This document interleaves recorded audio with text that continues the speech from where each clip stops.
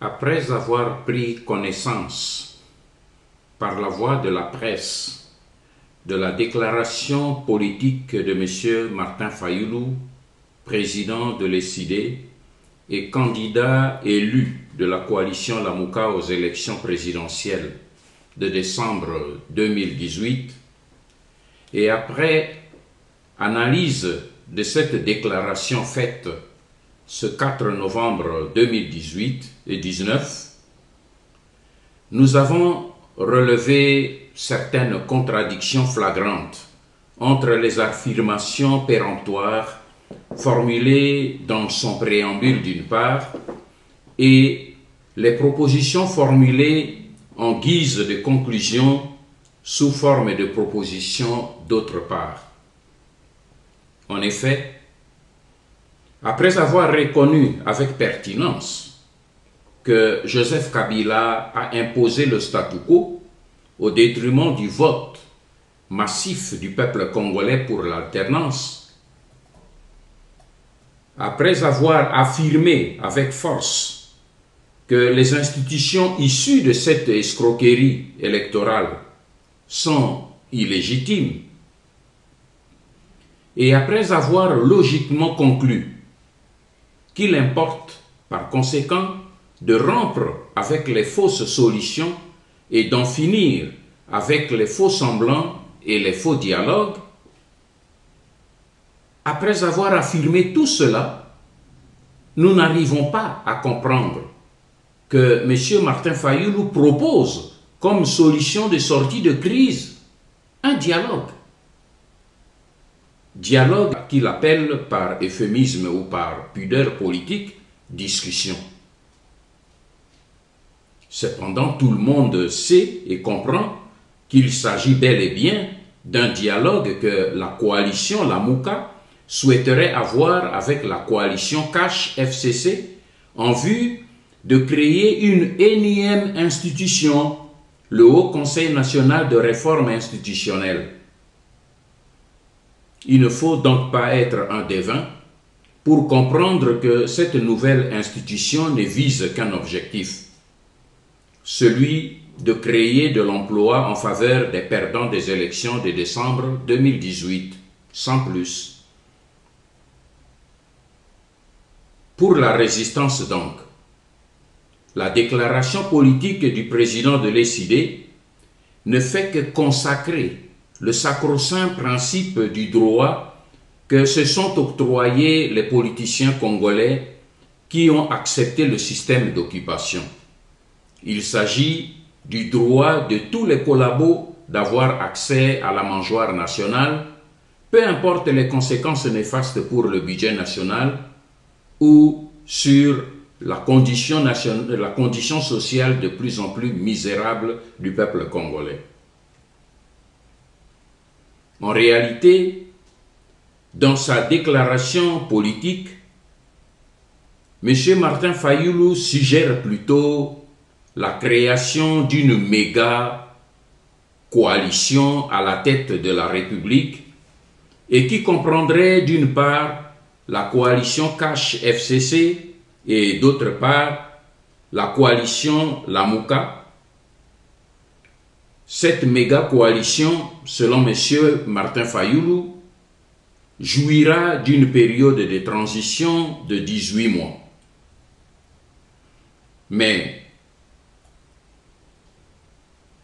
tout le monde sait que cette transition pourra bien aller au-delà de 5 ans à partir du moment où tous les acteurs auront eu accès à la mangeoire, car c'est ça l'essentiel. Et Martin Fayulu propose ensuite que durant cette transition, la coalition Cash FCC dirige le pays, tandis que celle de Lamouka dirige la fameuse nouvelle institution, le Haut Conseil national des réformes institutionnelles.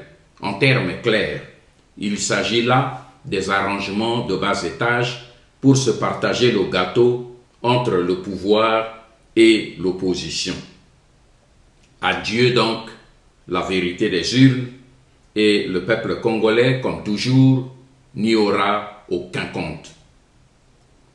Face à ce scénario politique proposé par M. Martin Fayoulou, la résistance congolaise tient d'abord à rappeler à l'opinion publique qu'elle avait décidé d'apporter son soutien patriotique exclusivement à l'engagement pris et à la promesse faite par Martin Fayoulou au peuple congolais. Et par ce geste, la résistance congolaise entendait soutenir le peuple qui réclamait la réhabilitation totale de sa souveraineté, maintes fois confisquée et bafouée par le système d'occupation, et cela à travers les élections truquées de 2006, 2011 et 2018. Le peuple congolais avait alors crié « Assez, c'est assez !» et partout à travers le pays. Ce peuple qui avait lancé des cris de colère au candidat qu'il avait élu, Martin Fayoulou, et lui avait clairement demandé de le conduire dans un combat citoyen pour le recouvrement total de sa souveraineté. C'est donc à ce combat-là et à cette dynamique-là seulement que la résistance congolaise avait apporté son soutien total à Martin Fayoulou. Or, nous constatons avec beaucoup de douleur que juste au moment où le peuple congolais du Kivu fait face à l'assaut de la coalition soutenue par Félix Tshisekedi et Paul Kagame pour parachever le processus d'occupation et de balkanisation du Congo, c'est justement ce moment-là qu'a choisi Martin Fayoulou pour abandonner le combat du peuple et proposer une cohabitation politique avec Joseph Kabila et Félix Tshisekedi pour se partager le pouvoir. Devant ce constat douloureux et décevant, la résistance congolaise prend d'abord acte de la décision de M. Martin Fayoulou de renoncer aux engagements qu'il avait solennellement pris devant le peuple congolais pour prendre le commandement de son combat en tant que soldat du peuple, et cela jusqu'au recouvrement de la souveraineté nationale. À partir de ce jour donc, la résistance congolaise tire toutes les conséquences du revirement politique de M. Martin Fayoulou et de son renoncement au combat de libération de la République démocratique du Congo.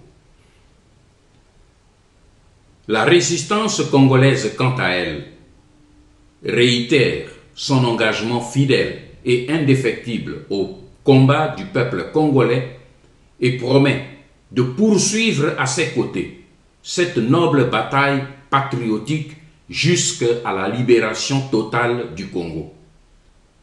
La résistance congolaise exhorte les nombreux Congolais qui avaient massivement voté Martin Fayoulou à ne pas se décourager devant sa défection et son abandon.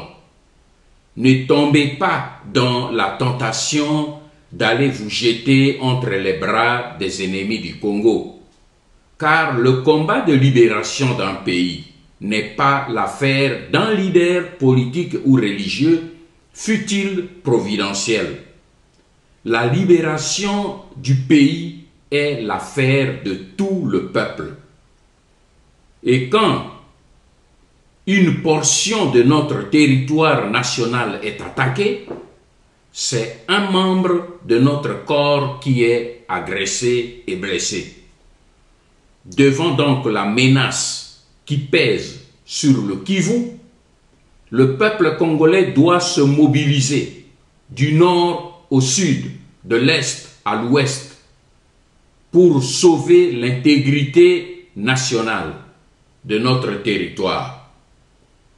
Ce combat-là, mes frères, est notre combat à tous. Il n'est pas le combat de la communauté internationale, loin s'en faut.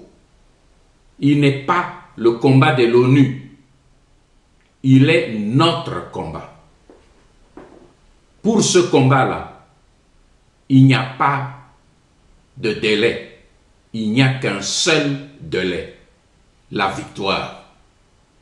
Car, quelle que soit la durée de la nuit, mes frères, le soleil, le jour finit toujours par se lever.